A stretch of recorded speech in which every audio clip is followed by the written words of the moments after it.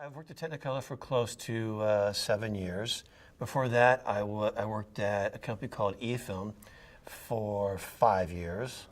And then those are two digital DI facilities.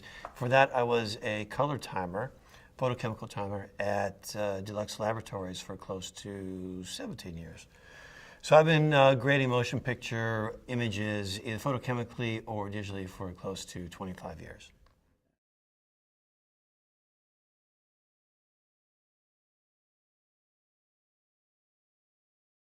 Well, yeah, it's an amazing project.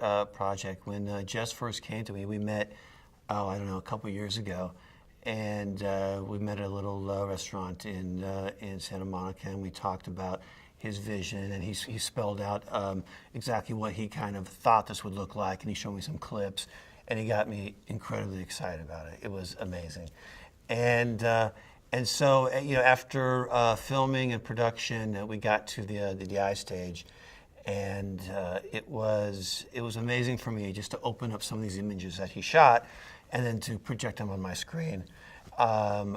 Personally, I've worked on quite a few films, and this really struck me, at the heart. It was shot really beautifully. The texture that he created in this film was amazing.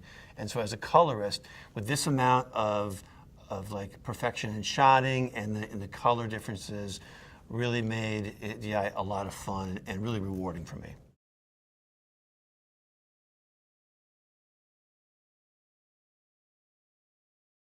Yeah, well, texture can be a lot of things. Texture can be something that when you can add to the image with plugins, with effects, with your grading, or texture can be added on set with different types of atmospheric techniques.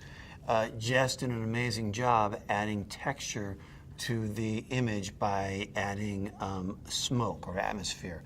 And what's difficult with that is that I've worked on a lot of films with guys who use Alexa and film and use a lot of smoke, but it can be very difficult to control. If you add too much smoke, you got to add contrast to kind of cut it.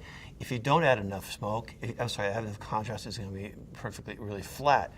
What Jess did was enable to be very consistent from shot to shot, where he used an actual, I forget the actual name of it, but a reader that allowed him to read the actual particles within the air, the particles of the smoke of the air, so he can determine from shot to shot, scene to scene, a consistency of this texture. So it created a really beautiful, soft, kind of painterly effect to the image that we were all trying to go through with the anime. Right, yeah, to try to get this, to try to really create this soft watercolor painterly effect in the anime, and I give a lot of credit for the obviously his lens choices, the Alexa, the Area 65, and his atmospheric techniques, and his ability to do this 28 hue color palette that he created that was so just so clean and so consistent from scene to scene.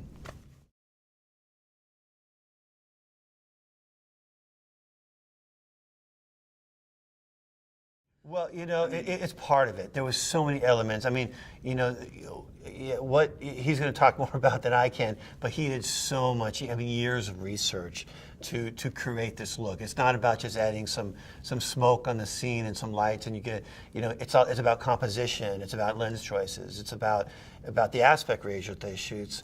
In addition to a grade that I'm contributing to, making the blacks kind of soft, making the highlights kind of glow a little bit, giving kind of a halation effect, something that all animes typically have, but we're trying to recreate that in live action cinematography. Now, I don't think we try to, even though we all love the original anime.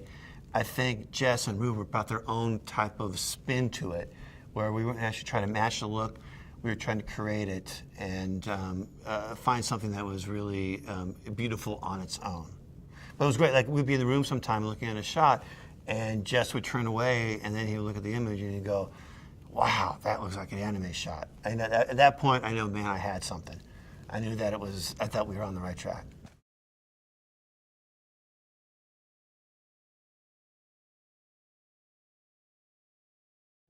For this particular, there are a lot of features that I've worked on that there can be a lot of work in that to create a look. When you try to create a look in color correction, it can be a little more challenging and maybe not as true, right? It can be a little false. What was fantastic with what Jess did, it was all created in camera. So I didn't have to do a whole lot. Basically, he created a LUT that allowed all this stuff to fall in really nicely. So once I see the image into my room, I would just be able to add a little bit of contrast to get in a nice spot that he wanted, and which, in that case, that enabled us a lot more time in the DI to focus on other things. Focus on things like skin tones, focusing on sharpening of the eyes and adding a little bit of lift to it, adding vignetting, trying the natural color contour from shadows to highlights, vignetting again. So yeah, by him being so close in the grade and working in P3 with his dailies and the visual effects people, when I received it in the room, there were no surprises for me, no surprises for the director, and no surprises for Jess, which is like a beautiful thing.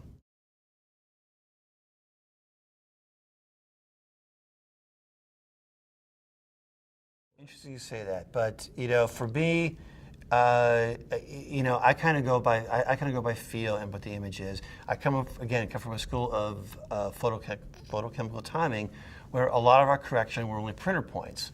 So printer points are red, green, and blue in density, and it's a nice little incrementation of levels of color correction, where you can go from a point to stops to half a points and quarter points. And it's a language of understanding color correction that a colorist and a cinematographer can understand and relate to. So this language of understanding, when a director says, or a DP says to me, hey Mike, make it half a stop darker, add 3 points of red, we all understand that. Now today, when I'm working on my color corrector, which is a luster, it's a very beautiful, exceptional log grading tool, which allows me to work in printer points the same exact way I worked on motion picture film. So I'm going to work in kind of a film style grade, meaning I'm going to go right to my printer points, balance out the shot, and then I'll add secondaries, meaning windows, adjusting the blacks, contrast, things like that. I don't use, a lot of people will work in, I work in log. Most people work in lift, gamma, gain, and they'll work with panels and rings and walls. I work in log, and I work on a keyboard and mouse. And that's all this is for me. It gives me my printer points. And in a way, for me, it's a precise way of working that the cinematographers actually see my changes on the screen. And I think it's more technically correct for me. You can get there the other way, but I try to work it this way.